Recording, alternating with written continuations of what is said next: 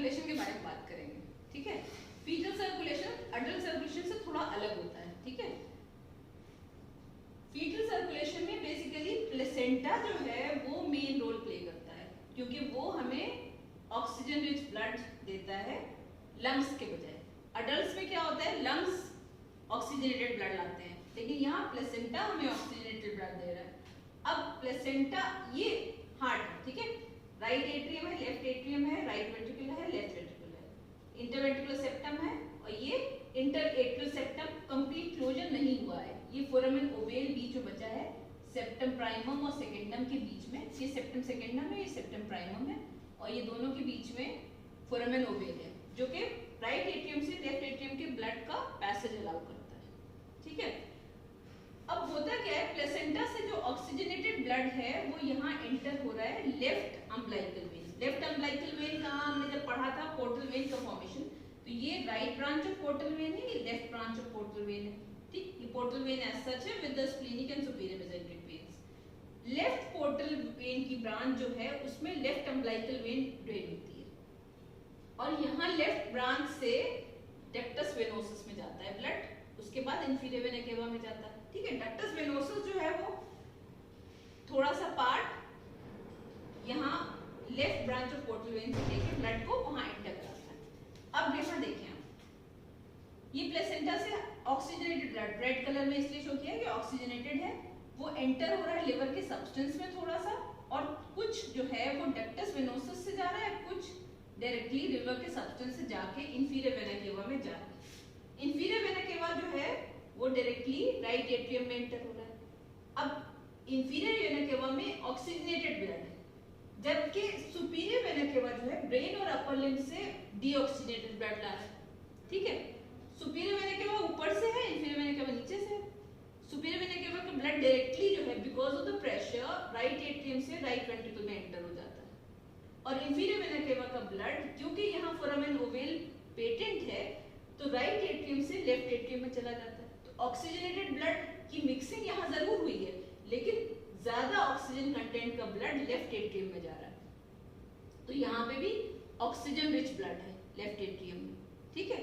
अब यहाँ right ventricle से ब्लड जो है वो गया पल्मोनरी आर्टरी के थ्रू लंग्स में, और लंग्स से प्योरीफाई तो नहीं होता, क्योंकि फीटल सर्कुलेशन में प्योरीफिकेशन वहां पे नहीं होगा, पल्मोनरी वेन्स ओपन ही होनी होती है। जब पल्मोनरी वेन्स तो जब जैसे ही पहली ब्रेथ लेता है बच्चा तब ओपन होती है ना, तो यहाँ पे फेयरली पुअर ऑक्सीजन कंटेंट का ब्लड होगा जो कि लेफ्ट एट्रियम में एंटर करेगा। यहाँ हाईली ऑक्सीजनेटेड लेफ्ट एट्रियम में आया इंफीरियर वेना केवा के प्रेशर के थ्रू, ठीक है। अगेन यहाँ मिक्सिंग हुई, लेकिन फिर भी ऑक्सीजनेटेड ही रहा मेजर कंटेंट, और थोड़ा सा जो है वो डीऑक्सीजनेशन नीचे आके होगा। अब यहाँ से ये ब्लड लेफ्ट एट्रियम से लेफ्ट वेंट्रिकल में गया, और लेफ्ट वेंट्रिकल से आयोटा के through upper part of the body that is brain और अपर लिम्ब को सप्लाई कर दिया, ठीक है। जैसे ही नीचे आया आयोटा से ब्लड, डक्टस आर्टेरियोसस था, आपको याद है डक्टस आर्टेरियोसस जब हमने पढ़ाया था तो आर्च आर्टरीज में ये जो पल्मोनरी ट्रंक की पल्मोनरी आर्टरी थी लेफ्ट वाली, यहाँ पे डक्टस आर्टेरियोसस था, तो कम्युनिकेशन था ना between iota and ductus arteriosus. वही चीज यहाँ डक्टस आर्टेरियोसस में पुअरली ऑक्सीजनेटेड ब्लड है, और वो एओर्टा के साथ जब मिक्सिंग हुई तो ऊपर वाला तो मिक्सिंग हो नहीं पाई थी, वो तो ऑक्सीजन रिच ऊपर चला गया ब्रेन एंड अपर लिम्ब को, लेकिन जब यहाँ डक्टस आर्टेरियोसस के साथ नीचे मिक्सिंग हुई तो डीऑक्सीजनेटेड ब्लड हो गया।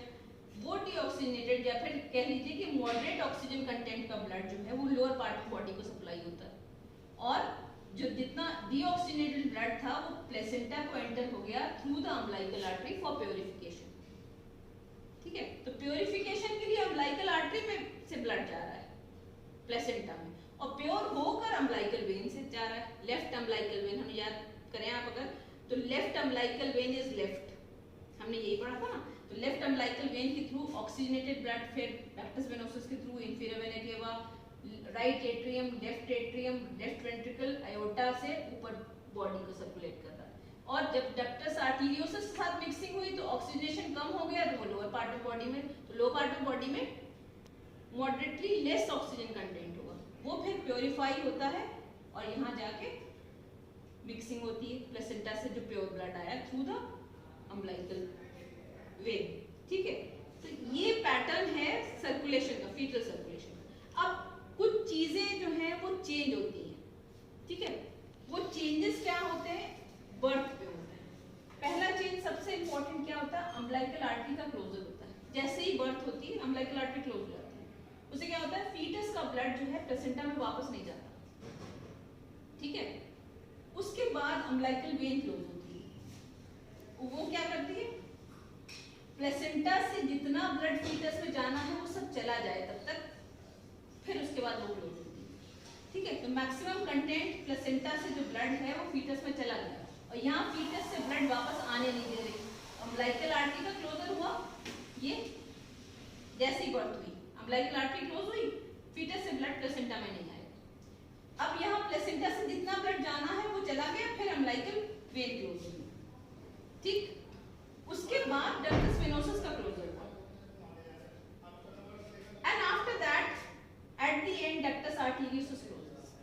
जब ये क्लोज हुआ तो एओर्टा से उसकी मिक्सिंग खत्म हो गई, इसका मतलब है एओर्टा से pure blood he lower part of body को भी सप्लाई होने लगा, है ना। डक्टस आर्टेरियोसस का क्लोजर हो गया, और उससे क्या हुआ, पहले क्या होता है कि मसल कॉन्ट्रैक्ट कर जाती है डक्टस आर्टेरियोसस की, मसल कॉन्ट्रैक्ट करेगी, उसके बाद इंटिमा, ट्यूनिका इंटिमा का प्रोलिफरेशन होता है, तो ह्यूमन पूरी तरह ऑब्लिटरेट हो जाता है, ठीक।